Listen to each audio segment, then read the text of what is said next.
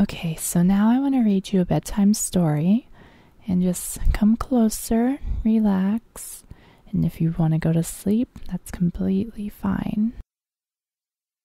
I'm going to be reading The Mermaid and the Centaur, and the funny thing is I had to learn how to pronounce centaur because I thought it was centaur, and I want to make sure I don't say it wrong every single time. Anyway, let's get started. So, I hope you're comfortable, and I might be switching to other bedtime stories if this one isn't long enough, so I'll just keep on reading till you're sleeping. Now, the mermaid and the centaur. Ready? It was a warm and sunny afternoon when oh my gosh, how do you pronounce this? Shira? I'm going to say Shira. It was a warm and sunny afternoon when Shira was happily splashing her tail in the ocean waters with her best friends, Aisha and... oh my god. These are so hard to pronounce. Aisha and Cassia. Cassia. I'm going to say Cassia. They were splashing for hours. They would play their favorite game where the mermaid leaping the highest over the other would become sea princess of the day. Giggling and laughing so hard that her tummy hurt, Shira decided to let Aisha win today, as she always felt that it was more fun to see her friends win. Shira's smile was wider than the horizon in the sky, and her heart was bigger than the towering mountains above, which seemed to touch the very sky. Her eyes were brighter than the bluest of waters she knew as her home. Her golden hair cascaded like a fresh waterfall down her back to her waist. From here on, Shira had the slender tail of a fish, which helped her swim faster and jump higher than any other human fish in the sea. Her voice sang enchanting melodies that blew with the gentle sea breezes and stormy winds for miles and miles to lands far away. When Shira was sad, she sang and hoped a special someone would hear her song. There was someone she missed more than anything. Shannon. I'm sorry. The love of her many lives. Oh, how she wondered where and who he was this time. I'm going to guess it's not Shannon, because that's a girl's name. Shira first met Shannon many years ago when the heavens burst and created the stars and planets of our universe. Shira and Shannon shone side by side. There's a lot of sh words, isn't there? Brighter than the two stars of Gemini, lighting up the night sky with the brightness of the moon. Long ago, Sol and Luna were taking turns watching over the stars and decided to entertain themselves by playing a game of dice. Proud Sol said, "Let us make the game more fun by placing a little bet." Luna enthusiastically asked, "Yes, what shall we bet?" Sol replied, "Every 100 Earth years whoever wins shall be given for one brief moment the power of all the planets above to grant a wish to any stars that the winner chooses." Luna liked the idea, and it was not very long before she won the game of dice. Luna immediately knew who the lucky star children would be. The two brightest in the heavens, Shira and Shannon. Chosen for their pure hearts and love for each other, sentimental Luna could not help but feel somewhat sad for them. On the night of an eclipse, when Luna was at her most powerful, she appeared to Shira and Shannon and asked, "Make a wish, children of the night sky, for I will make it come true." "Oh, Luna, we want to be closer to each other than stars in the sky," cried Shira and Shannon. Luna began speaking the words of power, and when the eclipse passed, Shira and Shannon were reborn as two red roses, the most beautiful of flowers. In a spectacular floral garden, they lived side by side once again, but this time able to enjoy each other's company in sweet fragrance. 100 years passed, and on this starry night, it was Luna's turn again to grant Shira and Shannon yet another wish. With the help of Sol, Luna magically transformed herself into a butterfly of the brightest and prettiest of colors.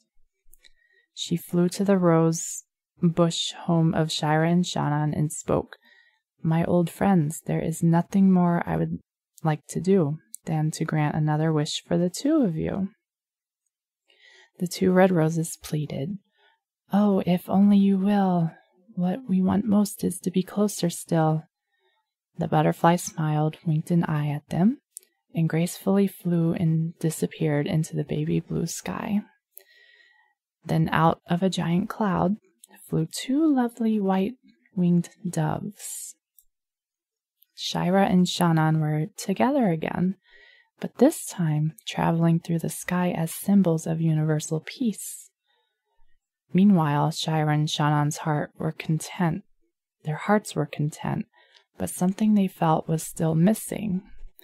Luna sensed this sadness and could not wait to be able to grant them another wish. The time eventually came, and Luna transformed herself into a magnificent palm tree and planted herself near the old rose garden home of Shira and Shannon. One very hot summer day, the doves flew to this special palm tree to find a little bit of shade. Suddenly, the palm tree spoke.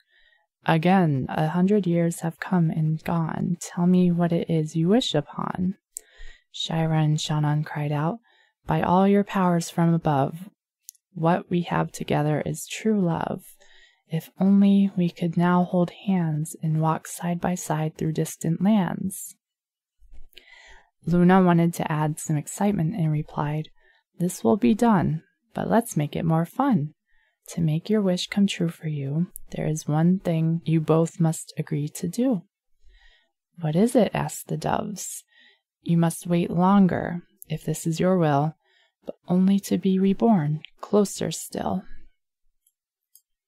1,000 nights spent apart will bring more strength to each other's heart, said Luna.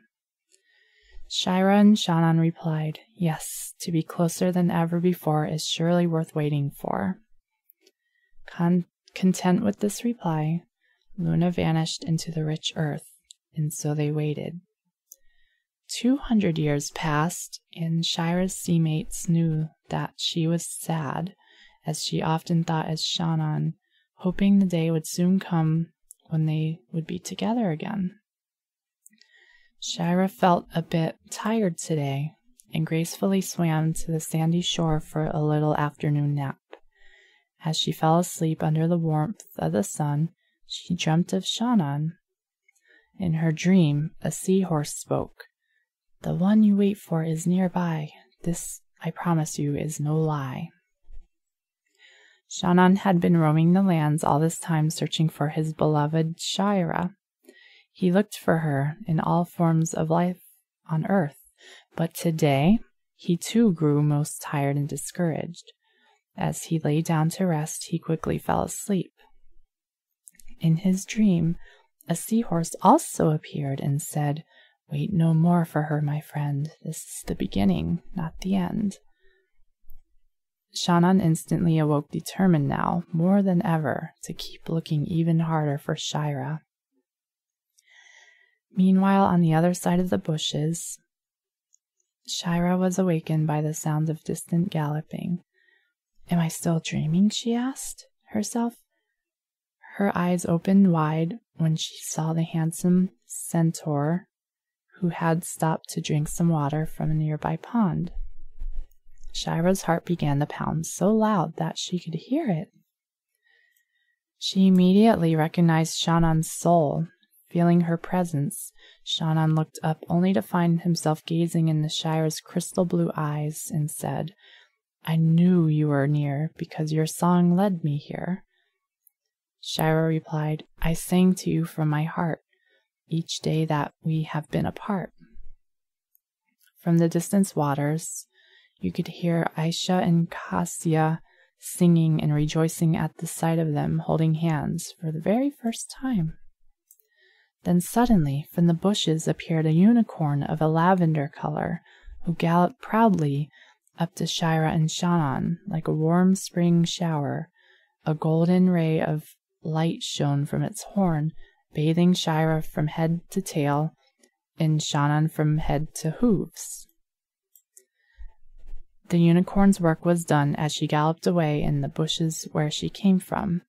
Shira and Shannon looked at each other and saw that she was no longer a mermaid and he was no longer a centaur.